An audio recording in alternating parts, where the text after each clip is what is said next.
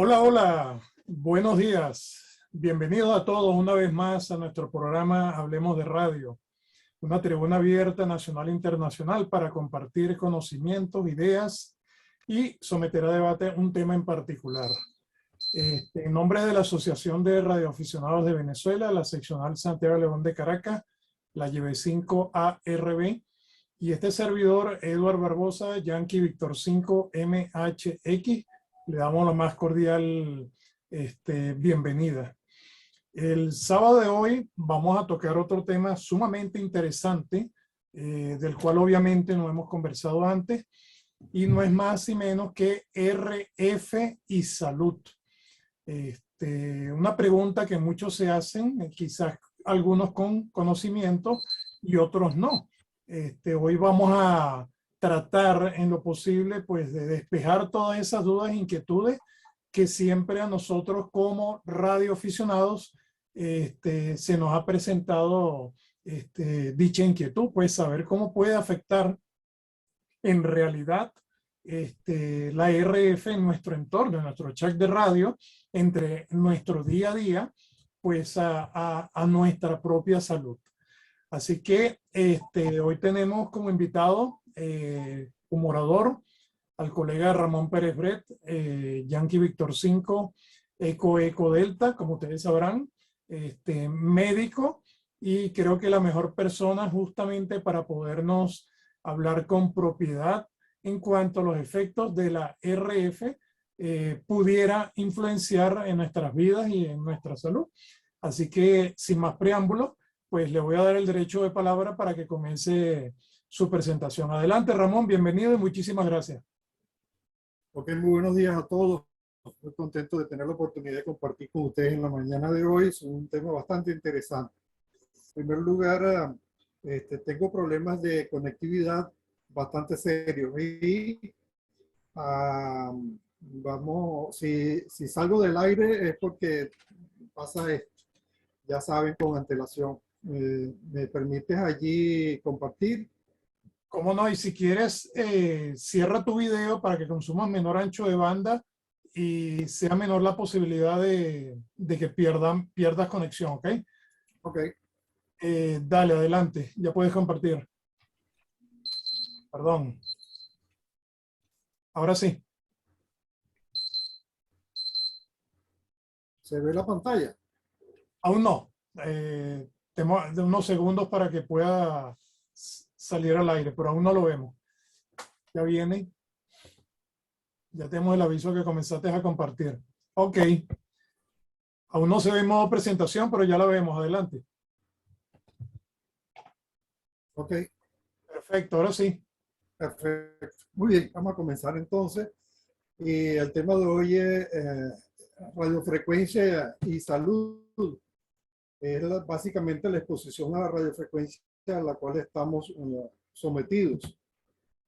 Hay varios términos en los cuales muchas veces puede tener confusión en este tema, como lo pueden ser el efecto térmico, el concepto de campo electromagnético, radiación no ionizante, densidad de potencia, relación de absorción, el medio ambiente no controlado, evaluación de seguridad de radiofrecuencia. Todos estos conceptos pues a veces nos generan bastante confusión. Y empiezo con esta lámina. La radiofisión es segura desde este punto de vista y van a entender el por qué. Hay muchas controversias sobre la radiofrecuencia desde hace muchos años. Y básicamente estas controversias se van a basar en que estamos ante la presencia de campos eléctricos que no son visibles, la dificultad de comprender correctamente la diferencia entre un efecto biológico y un daño a la salud, y comentarios de especialistas que no representan una verdad científica. También informaciones sobre radiación ionizante, que estamos hablando de radioactividad, que son confundidas con la radiofrecuencia que no es ionizante. Y también los resultados científicos y sus criterios que muchas veces no son comprendidas por el público. Entonces tenemos que información científica. Bueno, hace más de unos 80 años de investigación científica sobre los efectos biológicos de la fuerza electromagnética y se está basado en distintos estudios. Los estudios epidemiológicos, que son de grupos de personas, los estudios en vivo, que se hacen en animales, en humanos, en laboratorio, y en vitro, que son los tejidos y las células. Entonces tenemos que la radiación electromagnética va básicamente a depender de su frecuencia. Esto es el concepto básico para poder entender lo que está sucediendo. Estas radiaciones electromagnéticas pueden ser de dos maneras, las naturales y las humanas, producidas por el hombre. Dentro de las naturales tenemos los campos geomagnéticos, los fenómenos atmosféricos, y las humanas tenemos pues los sistemas eléctricos, los motores, los electrodomésticos y las aplicaciones médicas. Y un concepto que es importante y es nuevo, que es el electrosmog, que es la contaminación electromagnética ambiental de la cual se está hablando mucho en los últimos años. El concepto que tenemos que tener de antena y sobre todo en su parte de transmisión y no tanto de recepción, en que en su transmisión, el radiotransmisión produce una gran cantidad de radiofrecuencia que cuando son aplicados a los terminales de la antena se convierten en ondas electromagnéticas que van a ser radiadas al espacio libre. Así pues, tenemos las ondas electromagnéticas y tenemos hasta las microondas. Todas ellas son energía electromagnética. Y la radiofrecuencia, la energía RF o radiación, básicamente más o menos el mismo concepto. Y la radiación electromagnética, que consiste en las ondas de energía eléctrica y magnética que se van desplazando por el espacio a la velocidad de la luz, en las cuales se basan mucho en nuestros conceptos dentro de la radiofisión. Y otro concepto importante de tener en consideración es la longitud de onda, la distancia en metros entre puntos correspondientes de dos ondas electromagnéticas a una frecuencia específica. Este concepto es muy importante.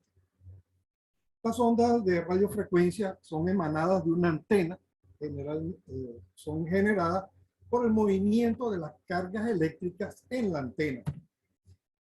Y fíjense ustedes, se desarrolla entonces lo que tenemos, lo que se llama el espectro electromagnético, que son todas las formas de energía electromagnética que tenemos. Y si ustedes ven la imagen, lo que está más o menos en el centro es la luz visible. Está dentro del espectro electromagnético. Por debajo de la luz visible, es decir, longitudes de onda inclusive más largas que la luz visible, tenemos la radio que utilizamos nosotros, el infrarrojo. Y por encima, es decir, con frecuencias mucho más altas y menos longitud de onda, tenemos la de ultravioleta, los rayos X, los rayos gamma, generalmente provenientes del Sol. Así pues, la energía asociada a la radiación electromagnética, como dijimos, va a depender de su frecuencia. Al aumentar la frecuencia y por ende disminuye la longitud de onda, aumenta la energía. Y esta energía eventualmente puede producir un efecto de ionización al chocar la energía sobre un átomo y los electrones, los electrones que están en las órbitas más superficiales se desprenden y se convierte en un electrón y un ion. Así pues, el espectro electromagnético, la separación de la luz visible, por debajo de la misma tenemos las radiaciones no ionizantes, no producen ionización. En cambio, las que están por encima, con mayor frecuencia, son las radiaciones ionizantes que pueden producir daños al cuerpo humano.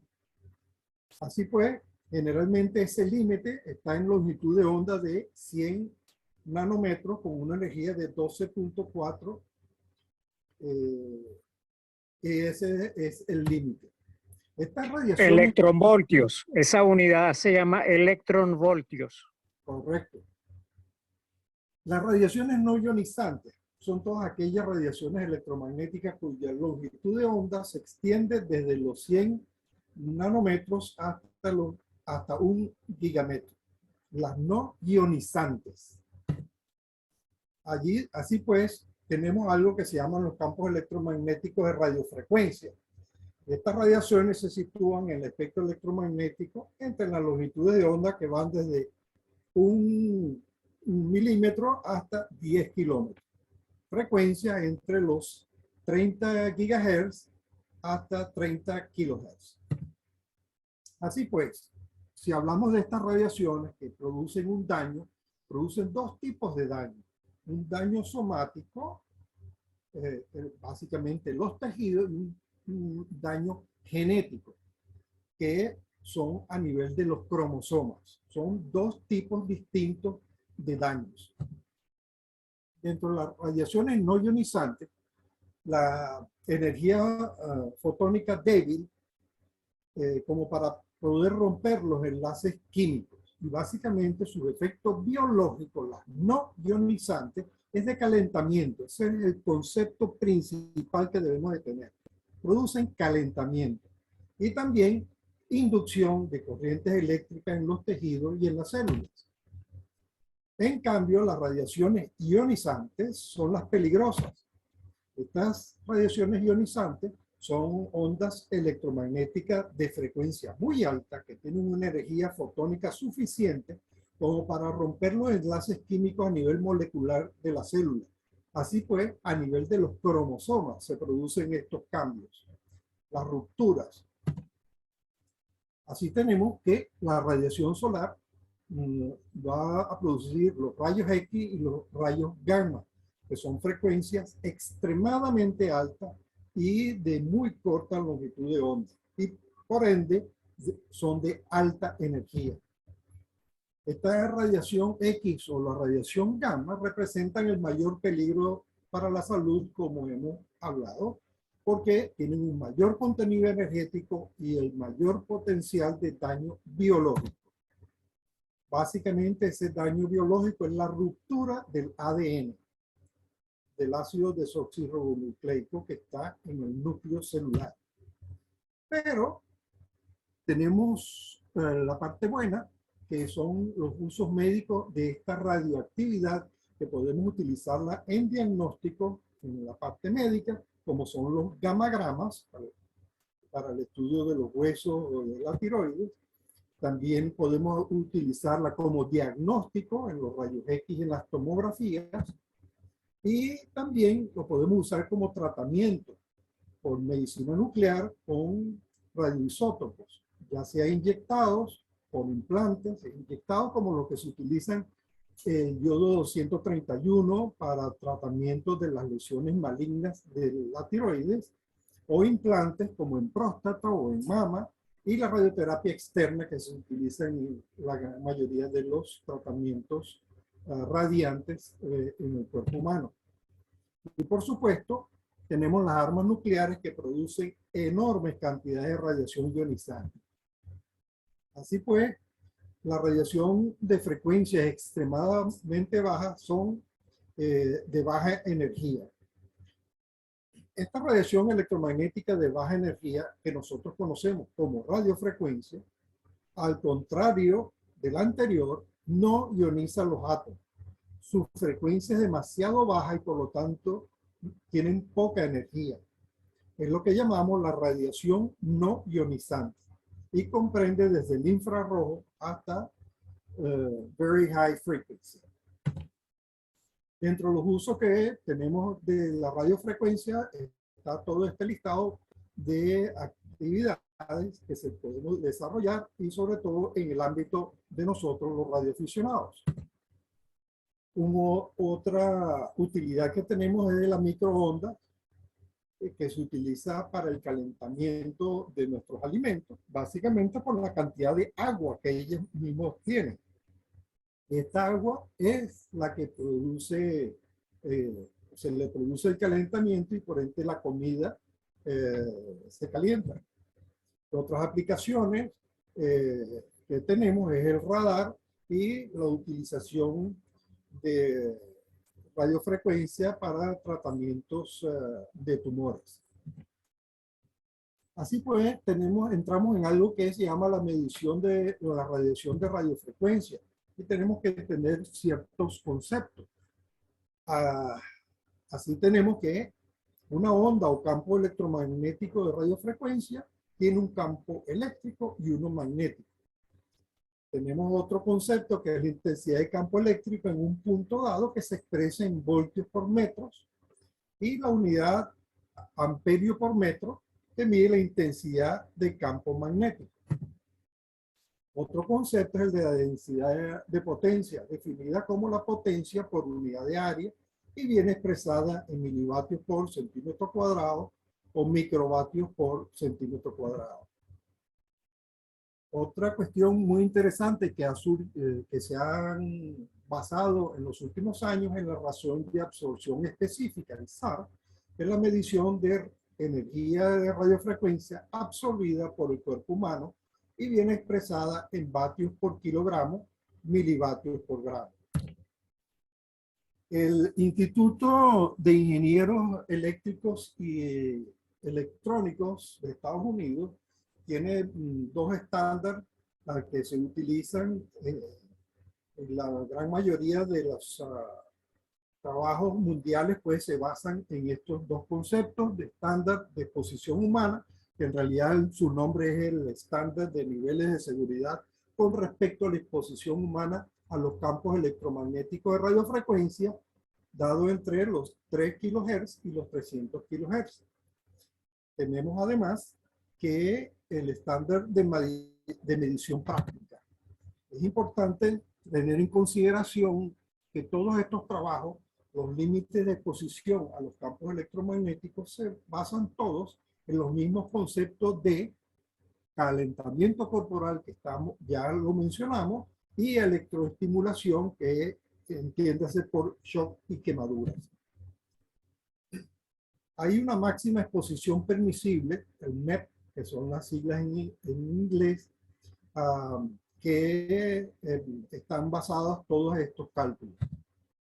Lo importante es que la intensidad de radiación, al aumentar la temperatura, va a producir cambios espaciales, es decir, una oscilación de las moléculas bipolares del agua y los iones en los tejidos. Va a producir el calentamiento del cuerpo humano. Altas intensidades de radiofrecuencia pueden ser potencialmente dañinas debido a la capacidad de la energía de radiofrecuencia de calentar rápidamente los tejidos biológicos.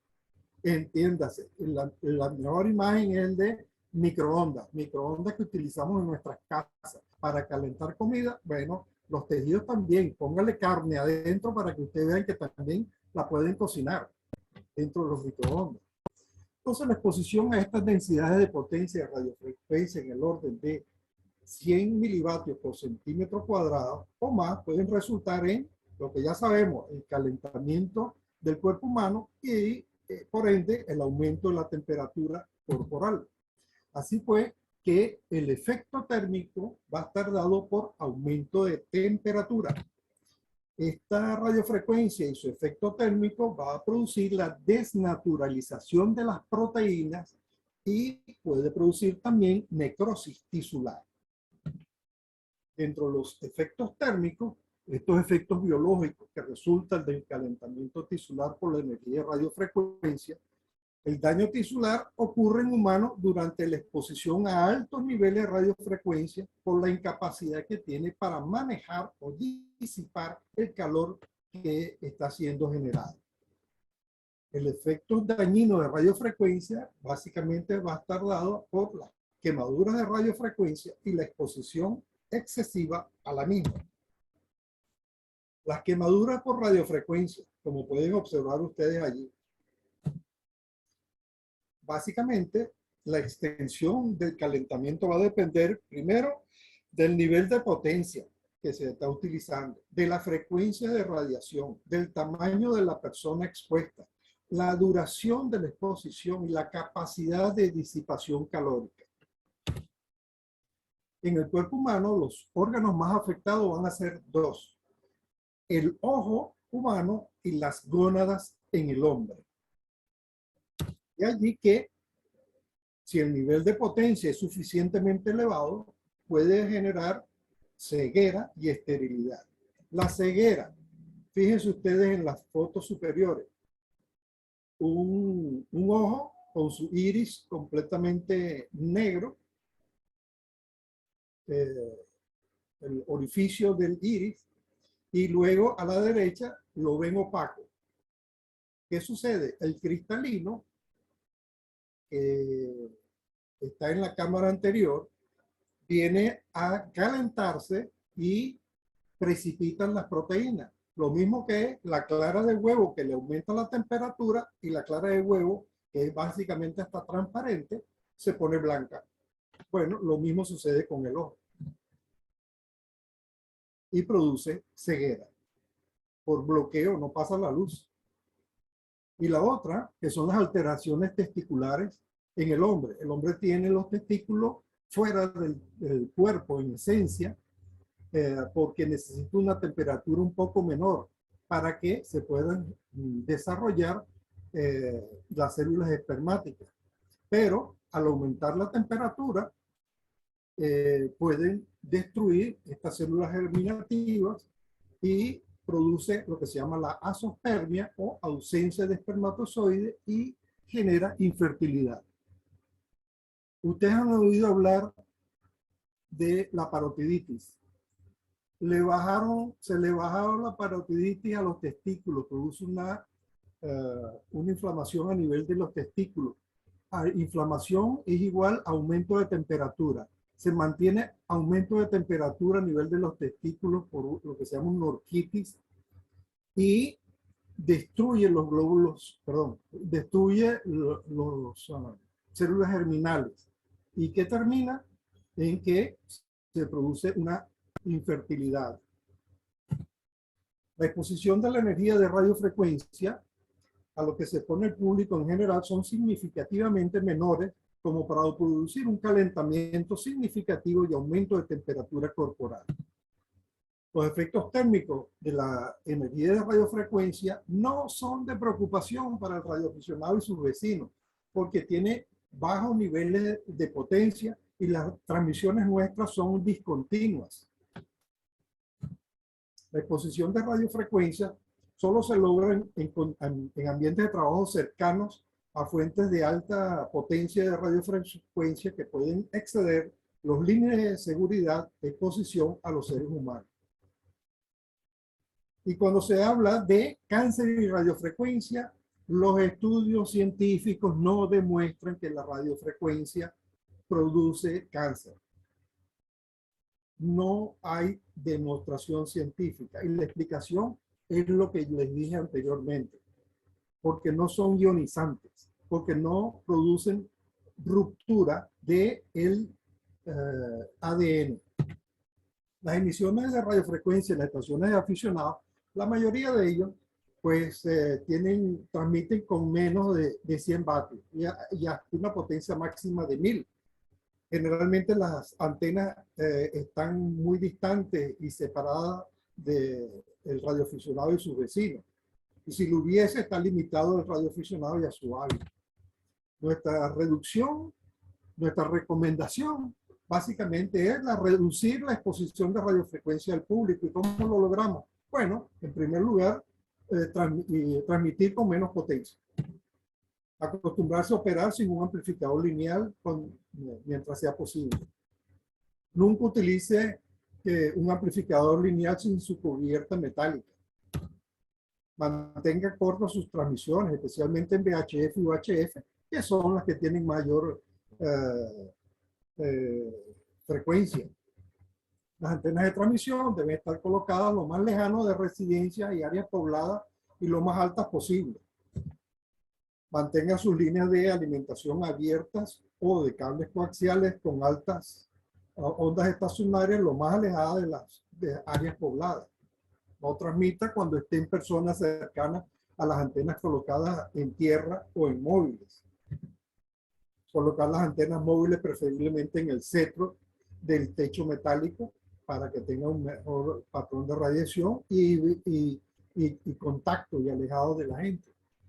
Mantenga por lo menos 12 metros de distancia entre la antena y el medio ambiente, y mayor si utiliza antenas de alta frecuencia como las de VHF u UHF. No transmita si alguien se encuentra a menos de 1,5 metros de una antena WIP. Tengan mucha precaución con las antenas interiores, porque están mucho más cerca de nosotros. La recomendación es utilizar baja potencia. Aquí entra Erwin con su QRP y las transmisiones que sean cortas cuando ella esté cerca de la antena.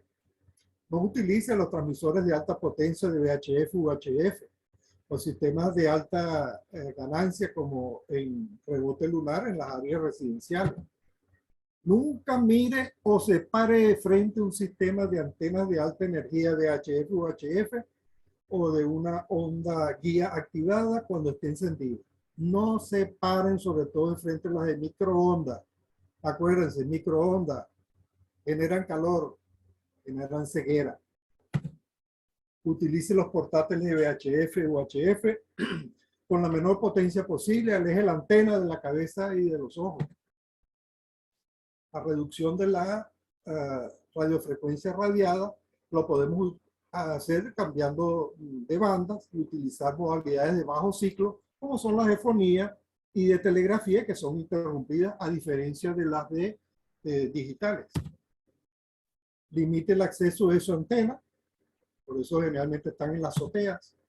La mayoría de los radiotransmisores no exponen a las personas a niveles de radiofrecuencia en exceso de los límites de seguridad, porque usan baja potencia, la transmisión es intermitente y la relativa inaccesibilidad a las antenas. En conclusión, la radiodifusión es segura. Muchas gracias.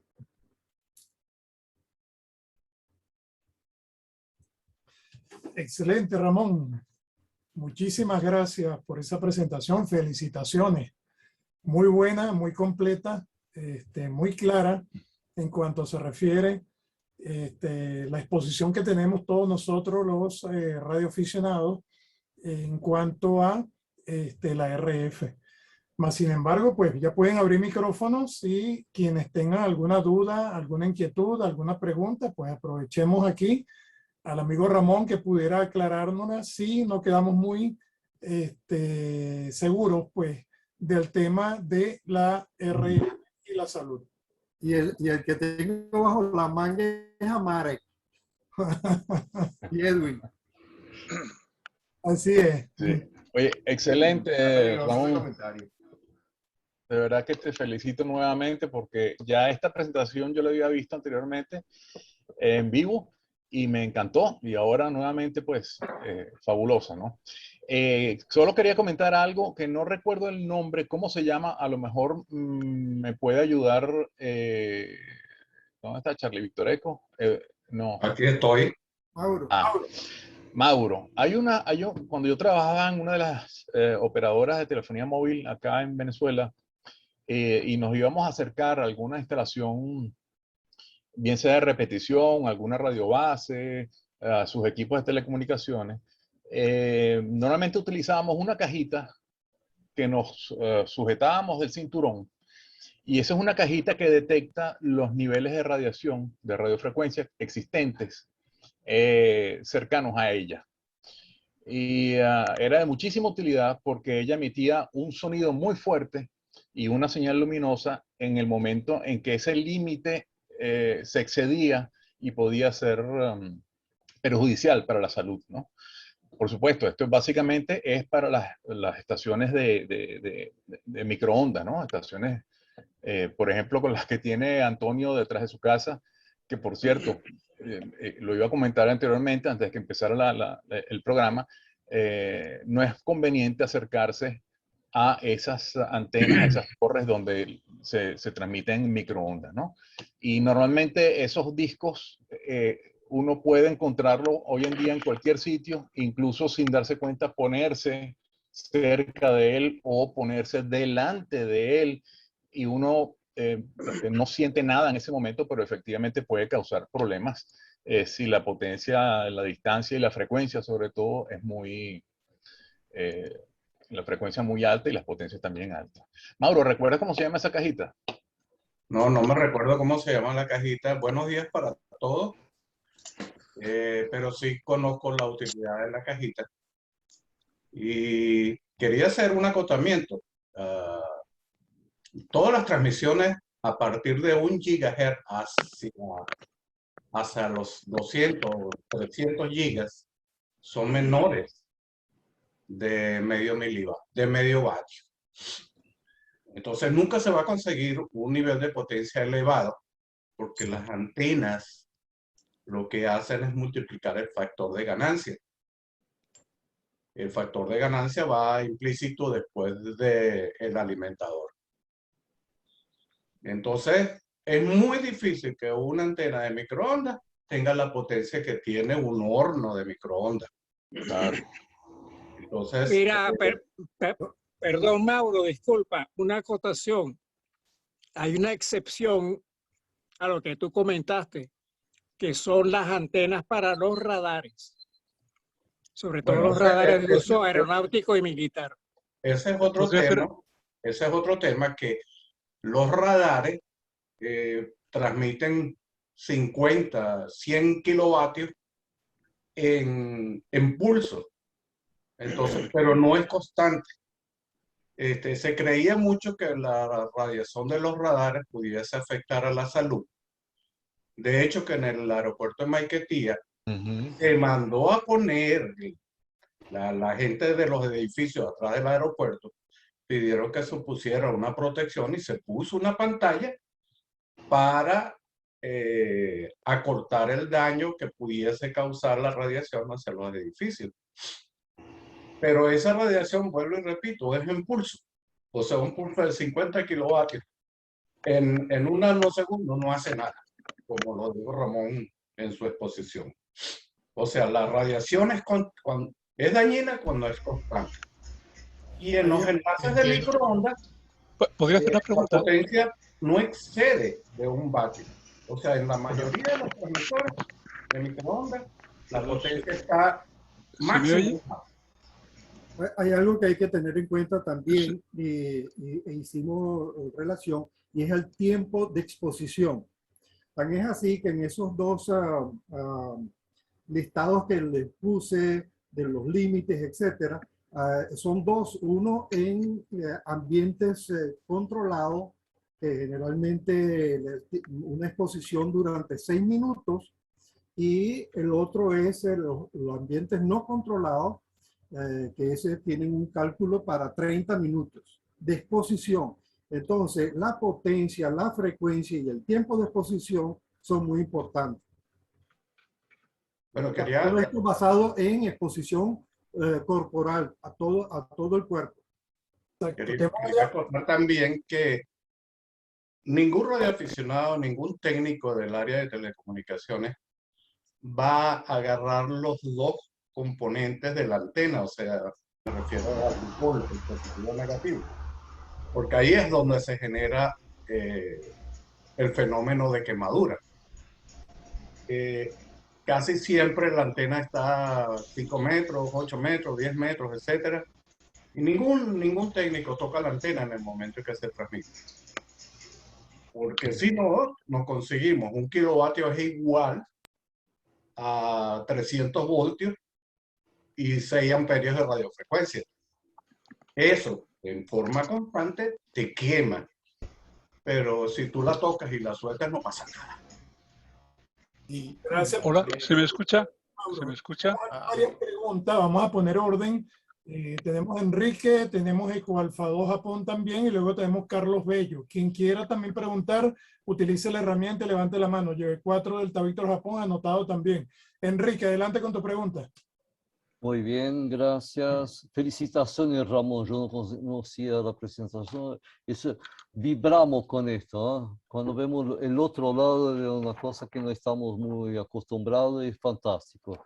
Y solamente para complementar, no sé si en Venezuela es así, pero en Brasil, toda estación de radio aficionado hay que tener junto una declaración por frecuencia, por antena cada frecuencia, y ahí le leo a usted en portugués. Declaração de laudo e relatório técnico de estação de rádio amador referente à limitação da exposição a campos elétricos magnéticos e eletromagnéticos. E toda uma declaração, ¿ok? Y acá adentro, en resumen, ¿qué es esto? ¿Ok? Con todas las fórmulas técnicas exactamente, ¿no? Donde nosotros garantizamos de que nuestra exposición de radiofrecuencia no afecta a la salud de los otros seres humanos. ¿Ok? Es obligatorio por estación. Pero ¿cómo es? ¿Qué variables entran acá en consideración? Altura de la antena, potencia de transmisión y distancia a los seres humanos. Hay un índice mínimo que tiene que ser alcanzado, si no, no puedes operar a partir con la potencia y esto por frecuencia, ¿no? Entonces, este conjunto son, en mi caso acá, son 6 o 7, son la frecuencia de 6 metros hasta 80, que tengo que presentar, firmar, presentar al gobierno, y si hay una fiscalización, yo tengo que desamblar toda la estación. Esto es algo aquí, no sé si en Venezuela pasa algo, pero es una consideración que existe, y ahí en la dirección de Mauro, ¿no? Mauro, acá igual, esa misma, este tipo de reglamento, no para radioaficionados, pero para antenas comerciales de microondas o mismo de celular, ¿no? Estaciones radio base, como dice acá, es obligatorio estar dentro de esto. Esto para complementar, como ya existe este tipo de preocupación para que nosotros no afecte, mismo que no sea peligroso, pero hay siempre la duda porque puede venir alguien, ¿ok? Y pone ahí un lineal ahí con 1000 vatios, pero está al nivel de la calle, ¿ok? Y la gente está pasando justamente adelante porque la antena está bajita, un montón de cosas. Entonces todo esto está considerado en este documento. Es solo para ilustrar la excelente presentación, Ramón. Felicitaciones, ¿ok? Gracias, Enrique. También. Vamos con el colega con el Fado Japón, que también quiere, le voy a hacer una pregunta. Adelante. Bueno, ¿se me escucha? Buenas tardes. Sí, le escuchamos. Adelante. Buenas tardes. Muy bien, muchas gracias. Bueno, mi nombre es Arsenio, en radio me llaman Enio y no estoy acostumbrado a utilizar el micrófono porque lo que hago es trabajar generalmente en telegrafía. El tema de la salud y la radio es algo que me interesa y que he estudiado un poco. Quizá aquí en Europa tenemos una normativa diferente. El principio de precaución que exige la entidad que regula la salud se dedica más a los trabajadores que están expuestos a las radiaciones. Hay unas mediciones que varían de un país a otro en cuanto a la cantidad de radiación por peso o por centímetro cuadrado que pueden recibir, pero en relación a los radiacionados no hay absolutamente ninguna regulación. Lo que quizá he hecho hincapié en los estudios son en los estudios de prevalencia que se han publicado a nivel internacional. Quizá lo que dice la ARRL en un estudio del año, creo que el año 50, del año 60, de los años 60, que hicieron un estudio de prevalencia en la población de operadores de radar, operadores de radio broadcasting. No detectaron ninguna diferencia de las patologías entre la población normal y la población estudiada. Otro estudio también, quizá que ha sido importante, creo que fue de Finlandia, que se estudió una población muy importante de radiaciones de personas que utilizaban el teléfono móvil durante más de varias horas al día. Lo único que destacaron es una mayor prevalencia de los neurinomas, que es un tumor no maligno, además en una proporción muy baja y realmente además está discutida. No sé si quizá el orador nos podrá informar si conoce algún tipo de estudio clínico o de estudio de prevalencia estadístico que se ha hecho recientemente. Bueno, puedo decirte lo siguiente. Se están haciendo estudios porque todavía la telefonía celular es relativamente nueva. Fíjense que inclusive los estándares del Instituto de Ingenieros Eléctricos y Electrónicos comenzó a hacer su trabajo en los años 70 y ellos se reúnen aproximadamente cada 5 años para hacer las modificaciones de acuerdo a las distintas tecnologías. Luego aparece lo de los celulares. Si me escucharon bien, esto lo que genera es calentamiento. Tan es así que ustedes agarran cualquier equipo de radio, hasta un celular, y hablan con ellos constantemente, van a notar que lo que hace es que el equipo se calienta, aumenta la temperatura, ¿ok? Para que ese aumento de temperatura llegue y atraviese, normalmente se lo coloca uno aquí al lado del oído. La recomendación es que uses más bien el parlante del equipo y no que lo uses constantemente aquí, y sobre todo en los niños. Pero la gran mayoría de los trabajos no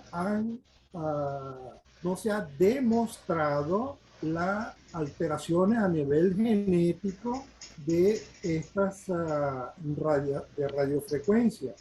Ni siquiera ahora con el G5, que todavía tiene frecuencias todavía más altas, no está demostrado. No hay trabajo demostrado que produzcan alteraciones a nivel cromosómico. Por lo tanto, fíjense que tanto al principio de la presentación y al final les hice referencia a que la radiodifusión es sana en ese particular, a pesar de los niveles de exposición y las necesidades legales, como por ejemplo allá en Brasil, como hizo referencia Enrique, en los Estados Unidos, la FCC también lo exige. Ninguna de ellas está demostrada. Científicamente no hay demostración. E inclusive, más radiación puede producir y afecte al ser humano el teléfono aquí cerquita que las antenas de las celdas de las antenas de telefonía celular. Así uno esté relativamente cerca. Más radiofrecuencia la obtienes de un teléfono aquí pegado a tu cráneo que el que viene de una antena celular. Pero no hay trabajo que haya demostrado la ruptura del ADN y por ende lesiones malignas. Estamos hablando de cáncer. Fíjense, las frecuencias nuestras de radio, inclusive las de microondas, todavía están por debajo de la luz visible. Está por debajo de la luz visible. Por encima de la luz visible, entonces sí entramos con la luz ultravioleta, los rayos X y los rayos gamma, que esos sí son radiaciones ionizantes. Entonces son dos cosas completamente distintas. Quería acotar un poquito con el tema de las antenas de microondas. En las torres, que los únicos que se suben a las torres son los técnicos de telecomunicaciones, llámese técnico o ingeniero, la antena típicamente está a 1 metro por fuera de la torre. Para poder alinear el enlace, la persona se para detrás de la antena, no frente de la antena. Y cuando hace el ajuste, por supuesto, la radiación son menos 40 dB de la potencia recibida. O sea, no hay campo magnético ahí. Y hoy por hoy, las microondas son también por pulso. Antiguamente sí era una portadora constante, pero hoy, con los sistemas digitales, las portadoras son cortadas cada nanosegundo. Y en el caso de Edwin, respondiendo a la utilidad de la cajita, eso era cuando se hablaba de 2G, ya de 3G en adelante, todas las portadoras son también interrumpidas y controladas por las direcciones IP.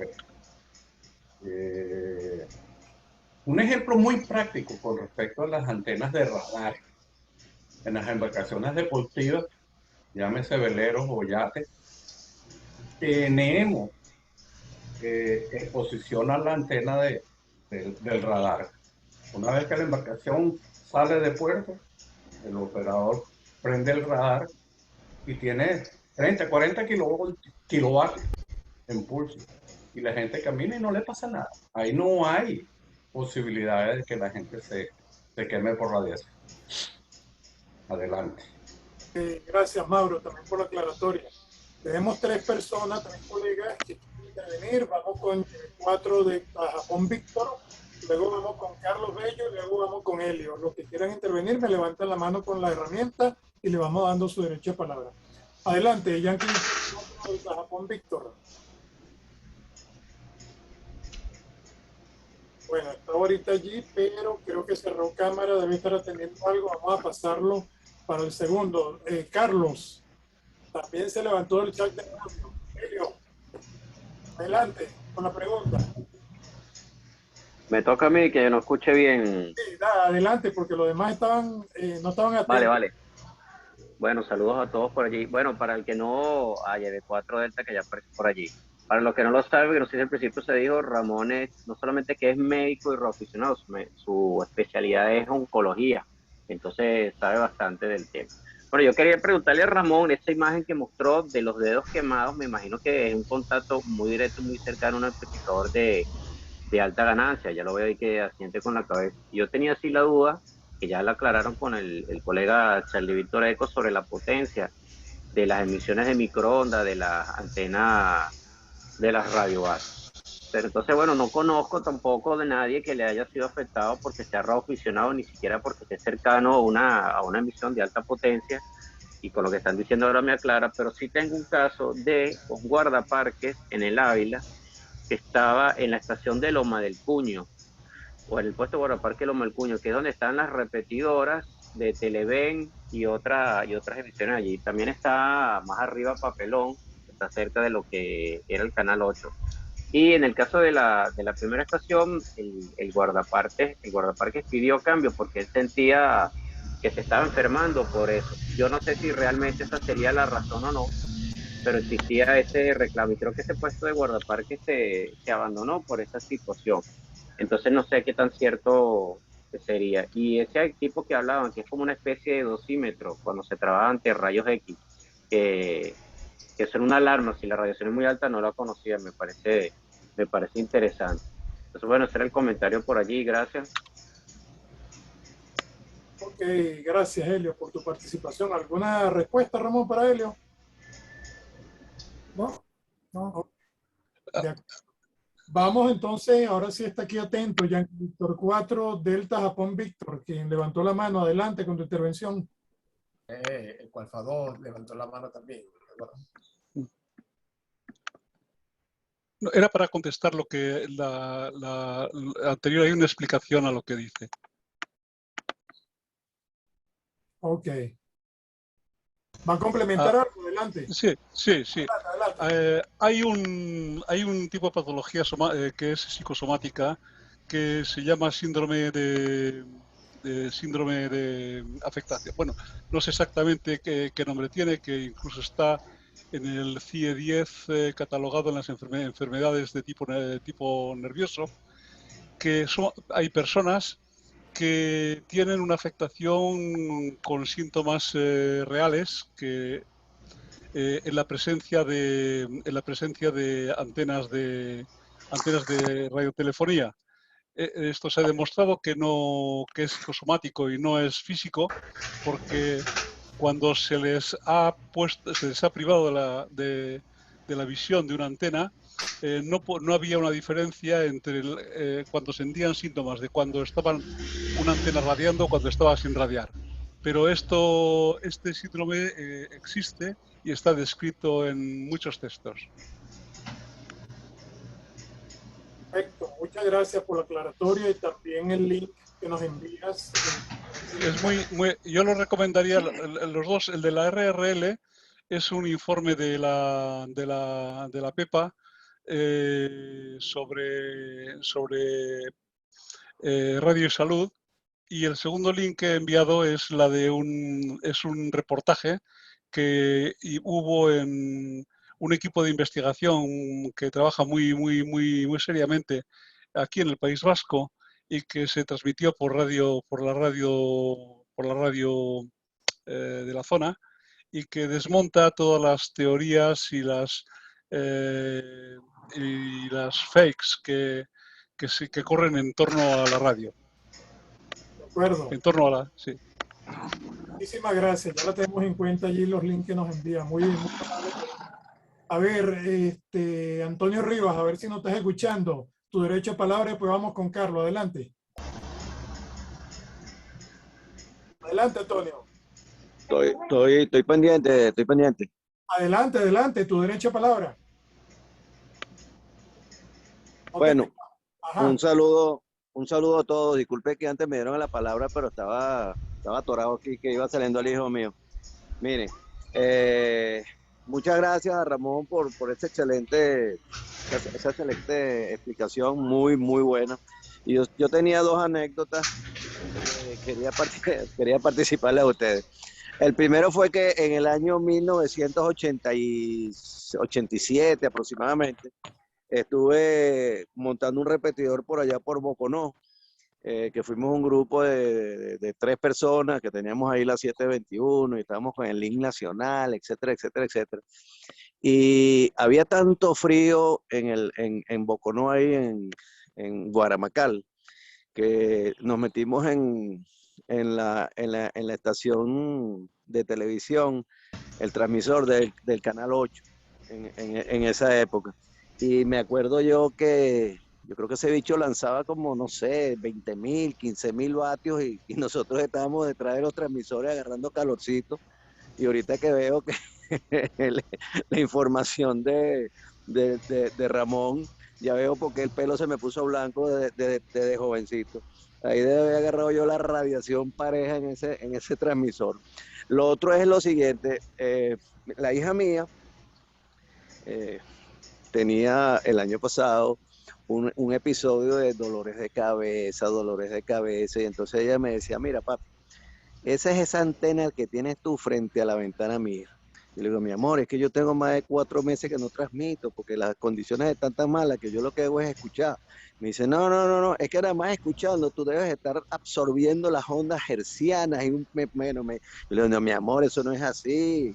O sea, tú puedes poner un cuchillo, yo pongo un cuchillo con un cable y yo lo pongo al radio y también escucho.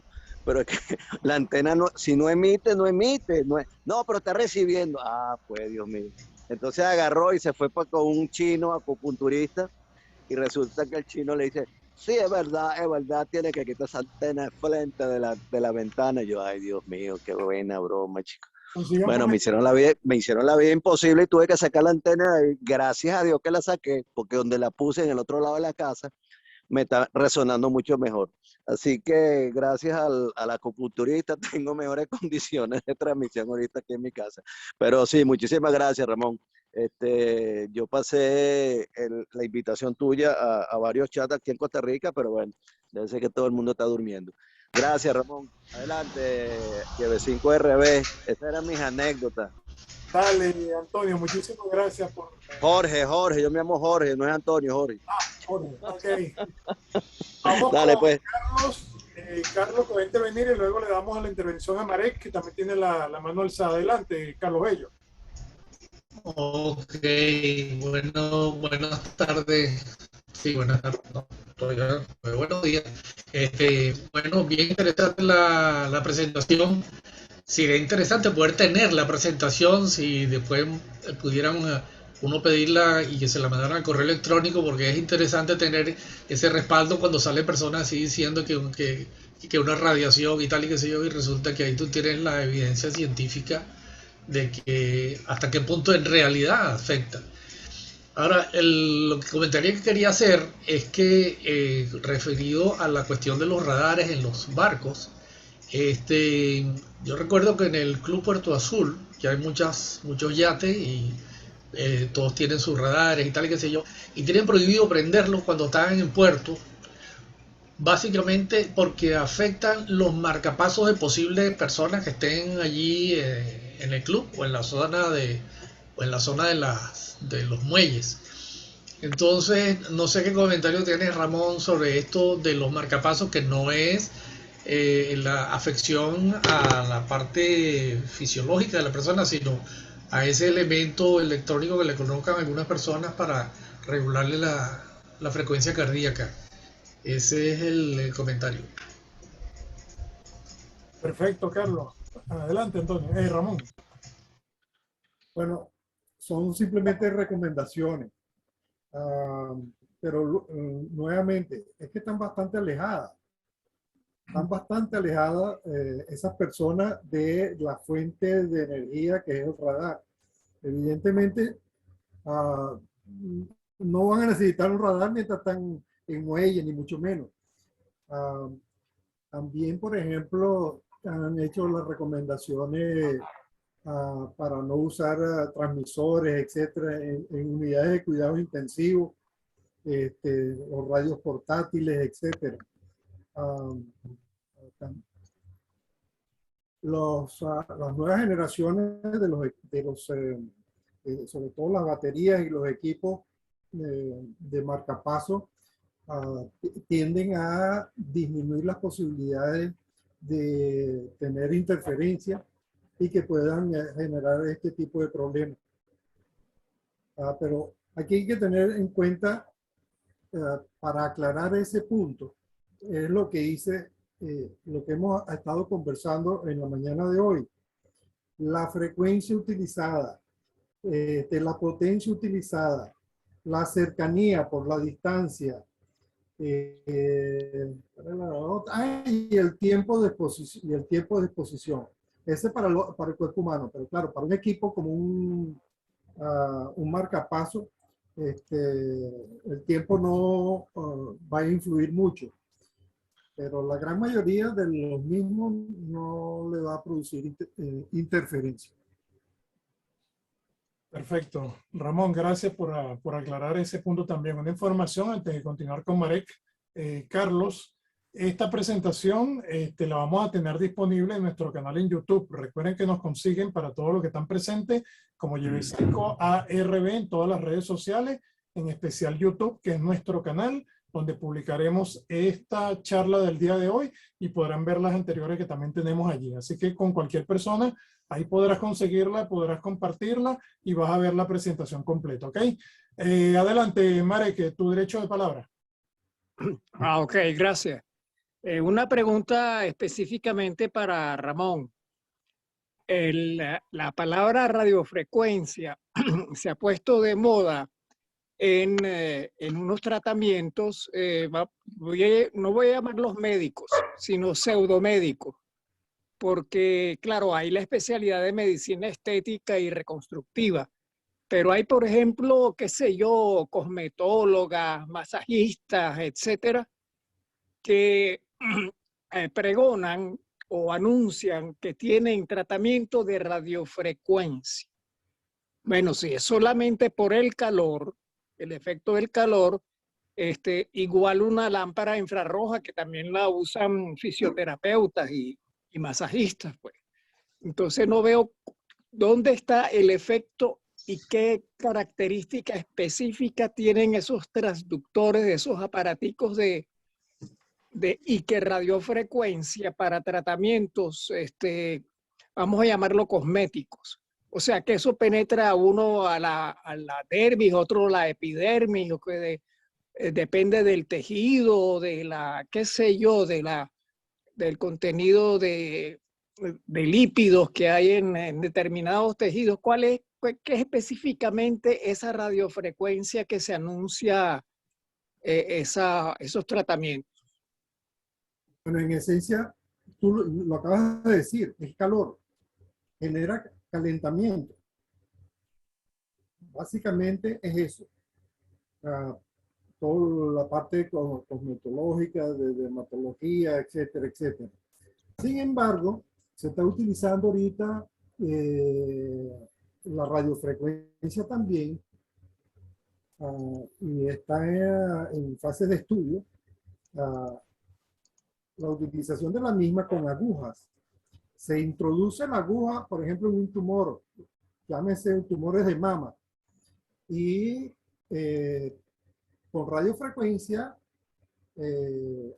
generan calor y pueden destruir el tumor en sí. E inclusive lo contrario, ¿verdad? Bueno, es el una calor es por enfriamiento. Y entonces, como una cauterización. Y eso se llama crioterapia, cuando es por congelación.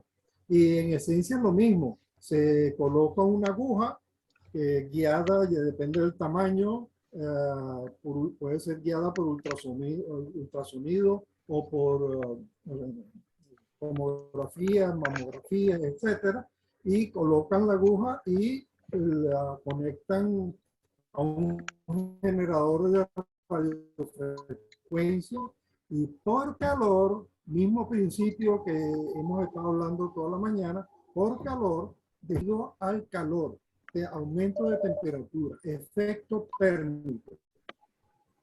Nada que ver con radiaciones ionizantes.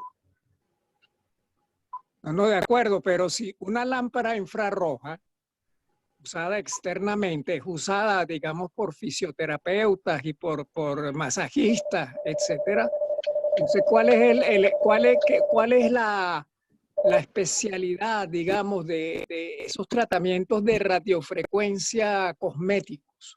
¿O solamente es gana de cobrar más plata por un aparatico sofisticado que la gente le tiene ignorancia? Algo tiene que tener, porque alguna forma diferencial de actuación, ¿no?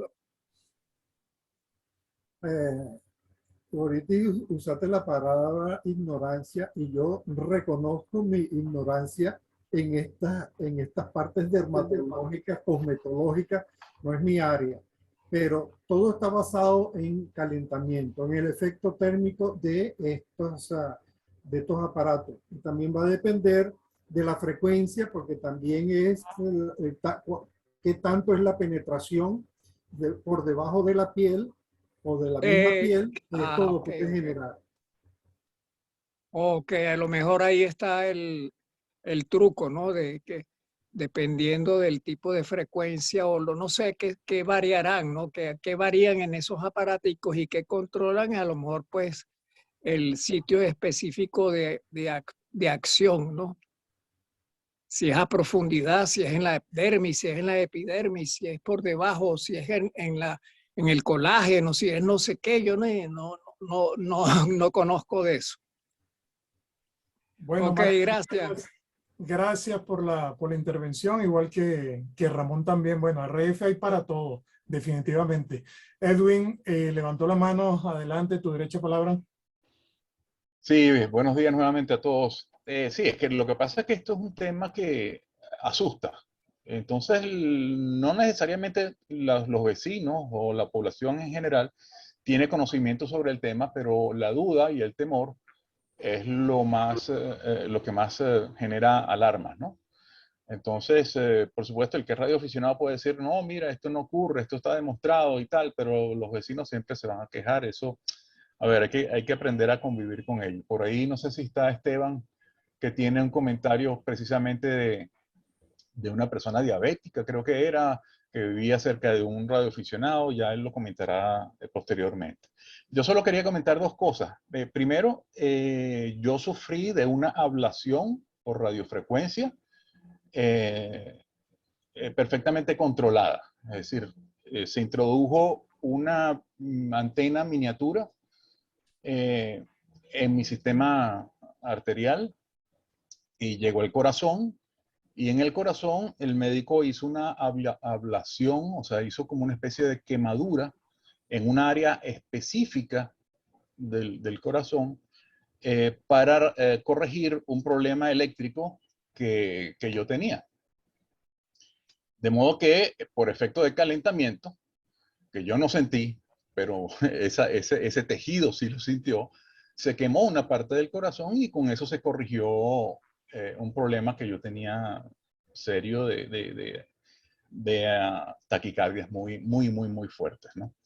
Eso por un lado. Y Marek, yo no sé si tú recuerdas o tú participabas en aquella época, mi memoria no es muy buena, pero en los años 80, en la Universidad Central de Venezuela, en la Escuela de Ingeniería Eléctrica, nos llevaron a visitar una estación transmisora, la planta de una estación de broadcasting muy conocida, de mucha tradición en Venezuela, que se llama YVKE, Yankee Victor Kilo Eco, YVKE Mundial. Es la primera en el dial, y no me refiero a calidad, a sintonía, sino primero en frecuencia. O sea, está en 550 kilohertz. Es la primera emisora que hay en AM. Entonces visitamos la planta y la planta, bueno, quedamos realmente impactados por el tamaño de los transmisores. Yo no recuerdo si era 50 kilovatios, creo que sí, o 150 kilovatios que estaba transmitiéndose allí, irradiándose por esa antena vertical. Eso queda entrando por la Pastora. Sí, puerta de Caracas. En la puerta de Caracas, correcto. Y los mecedores. es la primera antena que uno se encuentra. Es una antena vertical, plano de tierra, ground plane, con sus radiales sobre la grama. Ahí, por cierto, Nelson Belfort, haciendo unos ajustes, sin querer tocó parte de lo que es el antena tuner, y salió disparado por el choque eléctrico unos cuantos metros, y quedó la marca allí de por vida de su dedo tocando la puerta, ¿no? Lo que quería comentar es que hicimos esa visita, vimos la línea de transmisión, los amplificadores, vimos la antena, por cierto, un poco recortada, porque al ser la primera emisora, la de menor frecuencia, tendría que utilizar una antena demasiado alta. Entonces la antena está un poco recortada y tiene una antena tuner en la base. El punto que quería comentar es que estuvimos allí alrededor de, no sé, una hora quizás, o 3/4 de hora. Todos que hicimos la visita salimos con fuerte dolor de cabeza. Claro, eso pudo haber sido por la radiación solar, que no era mucha, pero los rayos ultravioleta igualmente penetran. Y lo que sí nos llamó la atención es que en la tierra estaba sembrado de arbolitos de naranja. Las naranjas, sí, correcto. Las naranjas muy grandes, y los arbolitos muy bajitos. O sea, estamos hablando que era un árbol de naranja que mediría 2 metros, 2 metros y medio. Eso era lo más alto, y las naranjas gigantescas. Entonces, claro, claro, hay que recordar que eso es una emisora que transmite en amplitud modulada, es decir, cerrando los micrófonos sin ningún tipo de audio, hay una portadora. Una portadora significa una emisión de una onda continua, constante, fija, con 50 kilovatios en esa frecuencia. Entonces, Marek, a ver si tú puedes comentar algo al respecto. Sí, sí. De hecho, esa visita yo la hacía todos los semestres porque era parte del pensum de la materia de Laboratorio de Comunicaciones 1. Y nosotros hacíamos esa visita para que no fuera simplemente un paseo.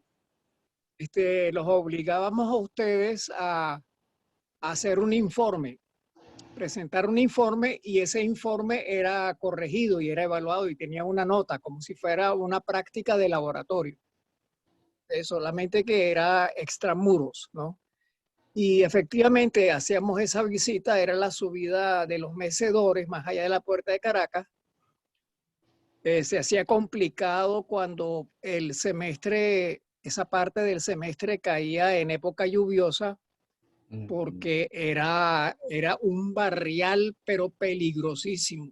O sea, subíamos con vehículos de tracción en 4 ruedas y los vehículos simplemente se deslizaban pues, hacia abajo. Y total que, bueno, me recuerdo perfectamente de eso, pero no me recuerdo de ese dolor de cabeza que tú dices. No sé si ya porque uno lo hacía todos los semestres, pero a lo mejor era eso, la insolación, ¿no? ¿Y los arbolitos, te acuerdas? Sí, claro, claro, y las naranjas. Sí, señor. Ok, No Me sé si recuerdo, afectaba, no sé si la... mira, perdón, me recuerdo que el nivel de la señal es tan alto ahí que en el cuartico donde está esa antena tuner, Se modulaba. sí, se oía la modulación, o sea, se oía el audio, claro, con una eh, distorsión en cuanto a la ecualización de los componentes de audio, ¿no? O sea, se oía muy chillón, muy agudo, muy metálico, pero era simplemente, simplemente por ser materiales diferentes, por ejemplo, qué sé yo, la bobina de cobre y una conexión ahí de latón, por ejemplo, de repente eso servía como diodo. Y aparentemente, bueno, esa es mi teoría, eso detectaba la señal, actuaba como un diodo, como un detector, y eso hacía que todo resonara, el interior de esa caseta resonaba y uno escuchaba la modulación sin tener ningún receptor ni nada, ningún radio prendido ahí escuchando, sino simplemente la vibración que había en las partes metálicas. Sí, señor. Marek, ¿recuerdas la potencia y recuerdas la anécdota de Nelson Belfort cuando tocó, o la marca que dejó, la quemadura que sufrió y el impacto que salió disparado hacia atrás por haber tocado ese metal?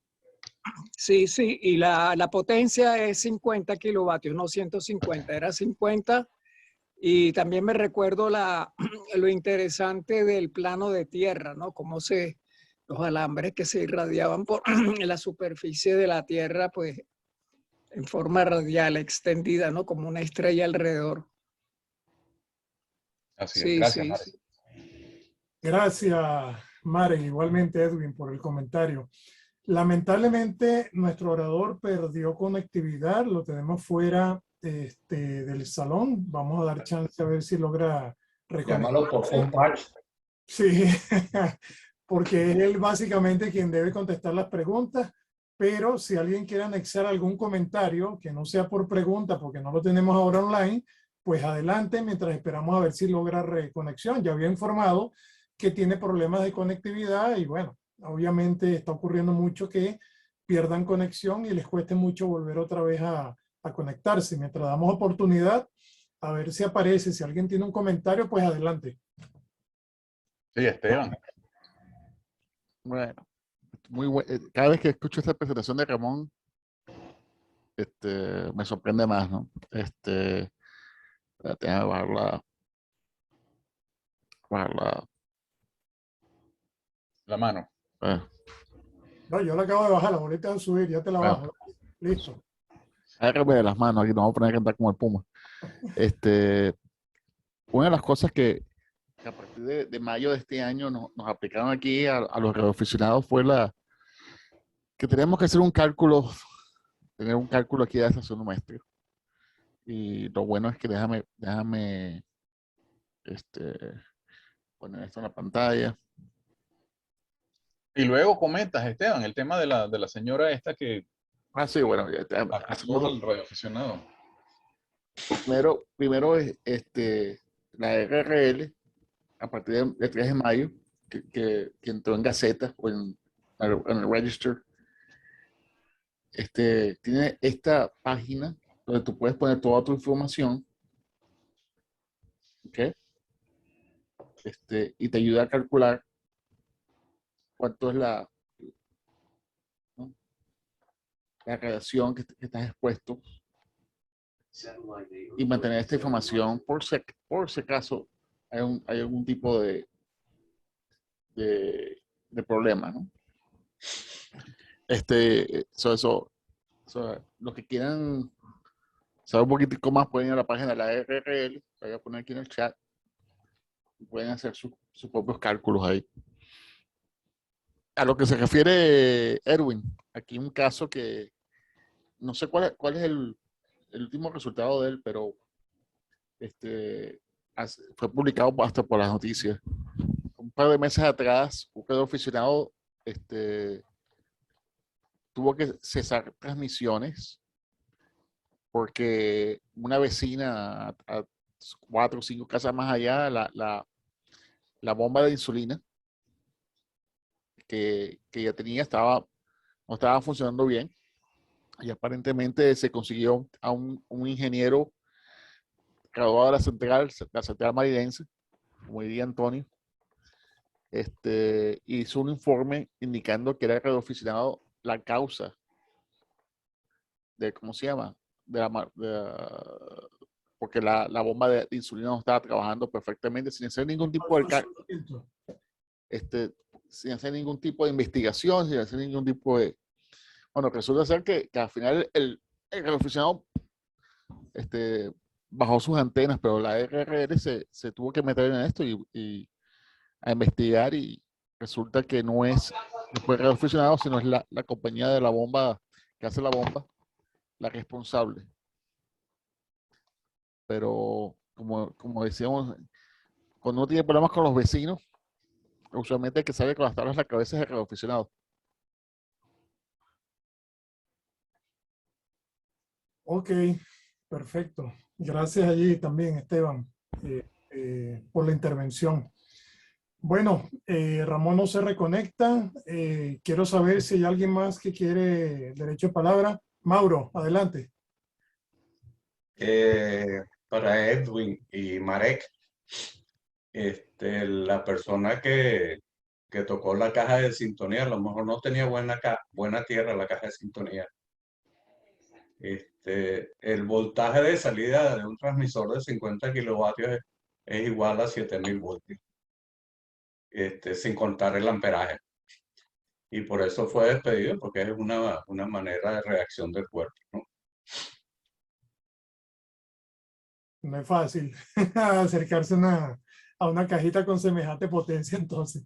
Más que la exposición de RF, es la exposición a la descarga eléctrica. Sí, que es lo que genera las quemaduras, justamente es eso. Bueno, mira, Marek, yo te digo una cosa, te felicito, buen trabajo, porque esas visitas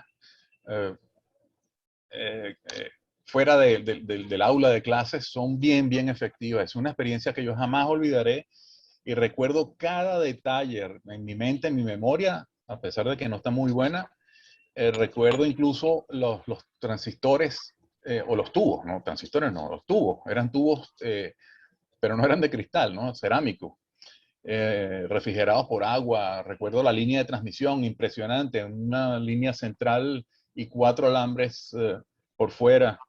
Se nos prohibió que levantásemos la mano mientras estuviésemos en esas instalaciones, porque podía generarse un arco. Recuerdo todos esos detalles, estamos hablando de hace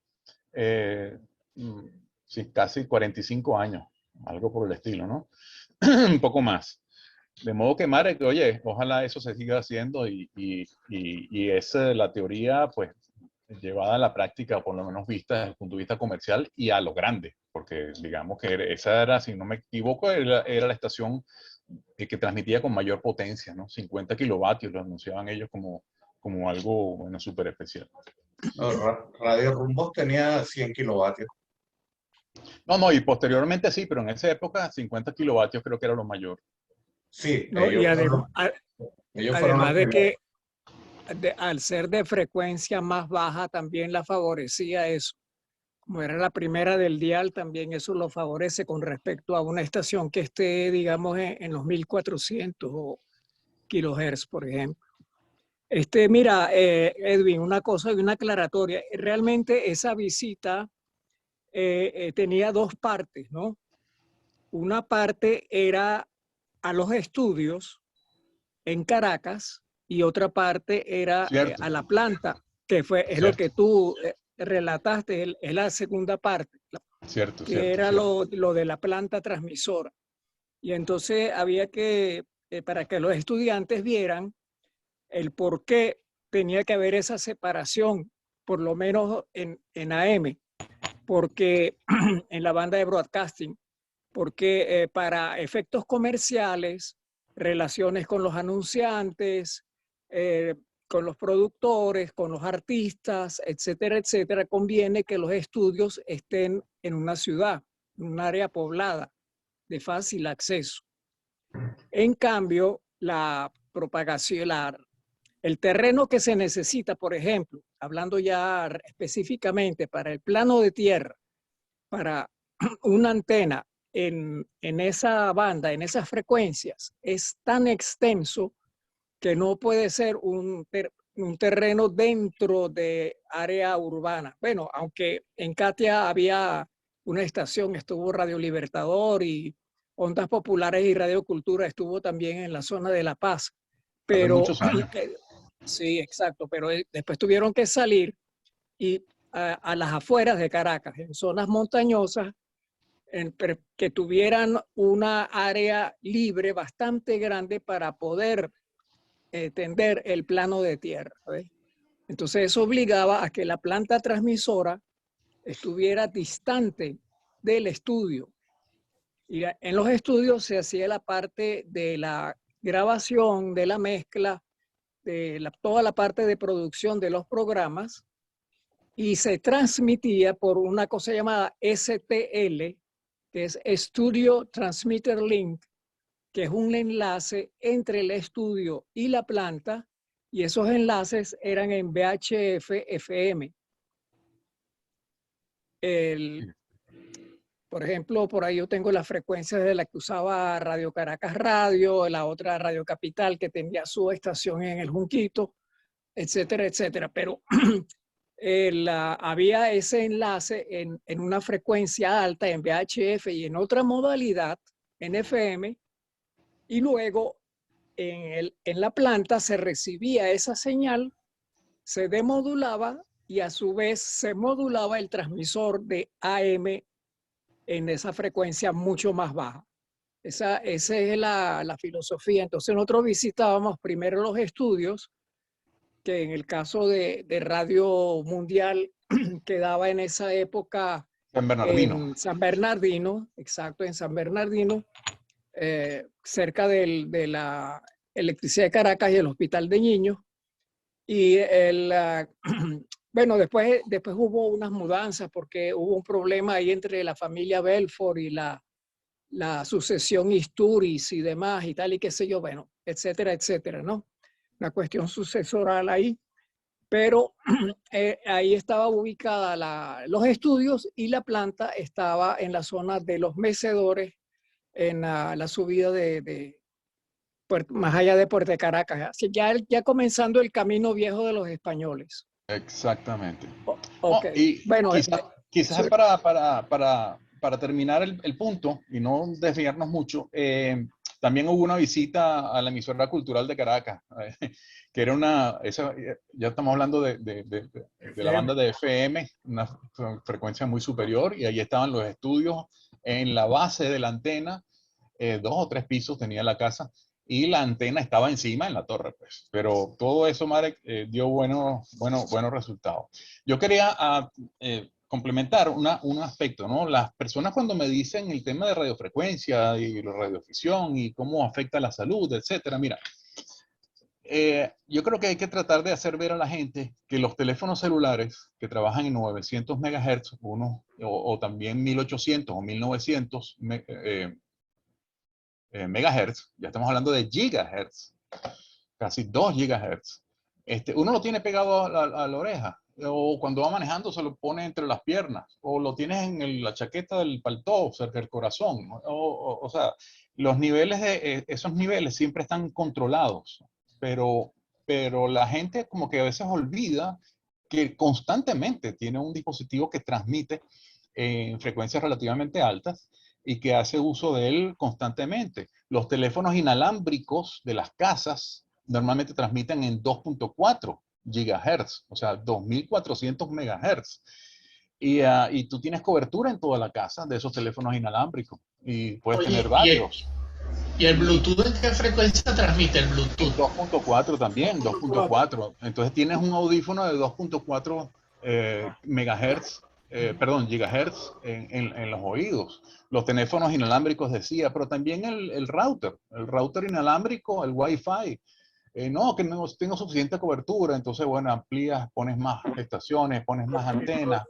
O sea, yo siempre pensé que, o agradecí que el RF no es visible, porque si fuese visible estaríamos ciegos. Ciegos no por afectación, sino porque no veíamos ni, si tuviesen colores no veríamos nada, estamos invadidos, estamos cubiertos, bañados, decíamos en telecomunicaciones, bañados de RF en todas las frecuencias, de AM, de FM, broadcasting, de televisión, de policial, comercial, en la casa, los teléfonos celulares, el Bluetooth, los routers inalámbricos, el Wi-Fi, que hasta en 5 GHz también los hay.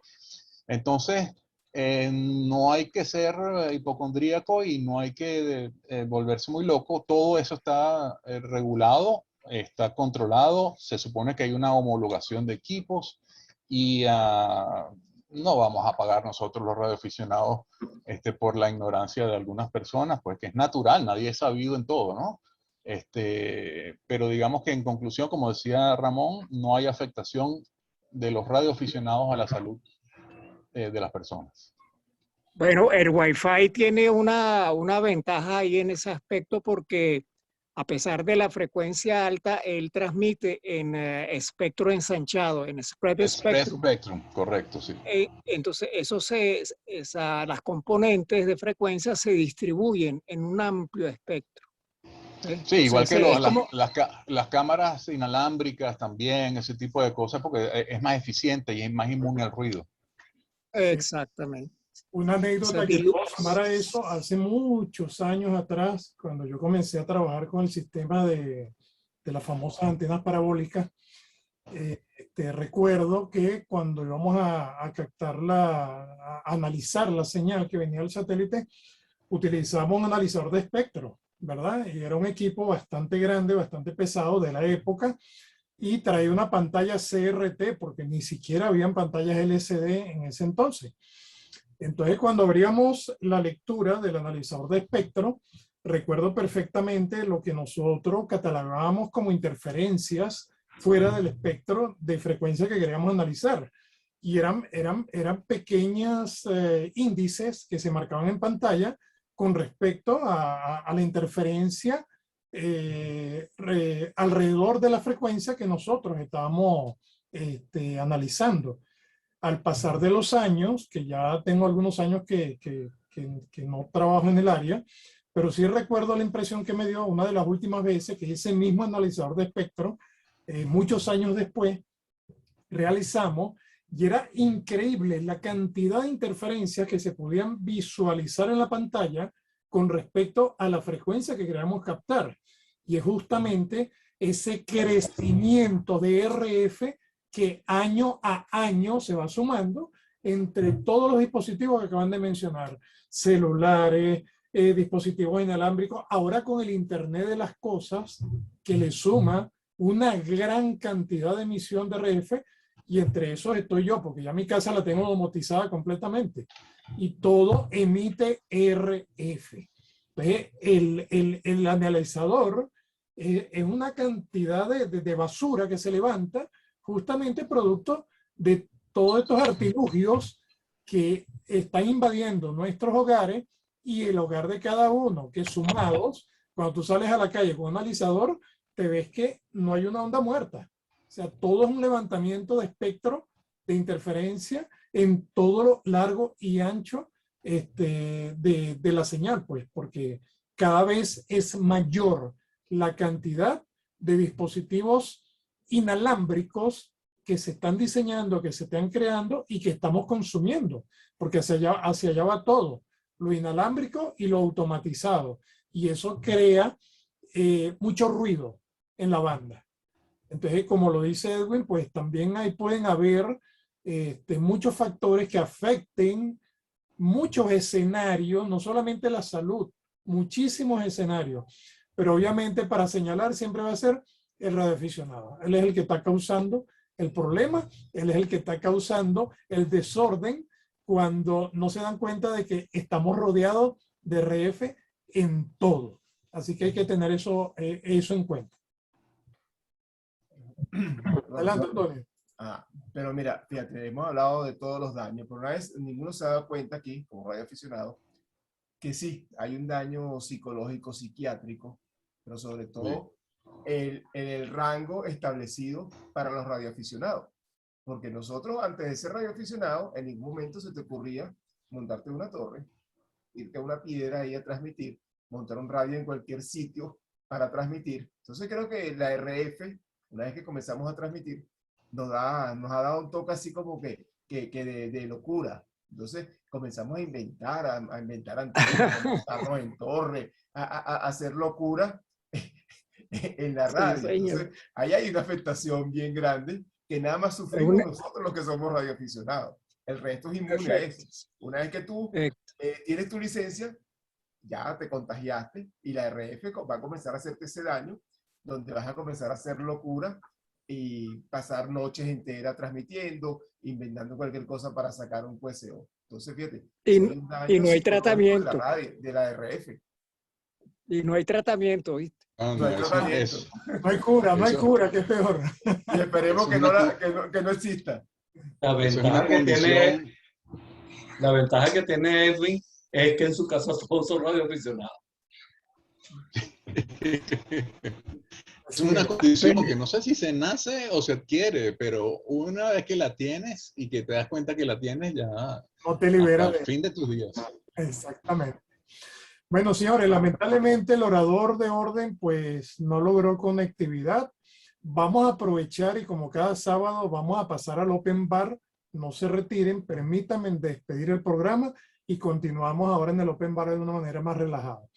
Así que bueno, en nombre de la Asociación de Radioaficionados de Venezuela, la seccional Santiago León de Caracas, la llevé 5ARB, y este servidor, Eduardo Barbosa, Yankee Víctor 5 MHX, le agradece a todos y cada uno de ustedes por haberse hecho presente y participar una vez más de nuestros programas Hablemos de Radio.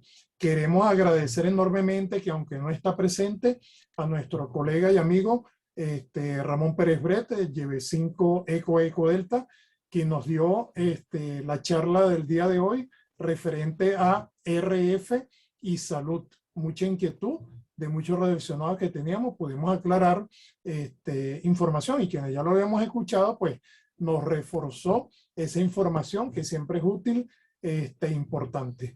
Les recordamos también a todos nuestras redes sociales, consíganos como Lleve5ARB, en especial nuestro canal en YouTube, donde tendremos próximamente este programa y lo que hemos tenido anteriormente, y ahí podrán volver a visualizar lo que no tuvieron oportunidad de llegar desde el inicio del programa. Así que sin más preámbulo, entonces, agradecidos con todo, una feliz tarde, que tengan buen apetito, buen fin de semana, se me cuidan mucho y como siempre se me van con Dios y me regresan y espero ver el próximo sábado. Buenas tardes para todos.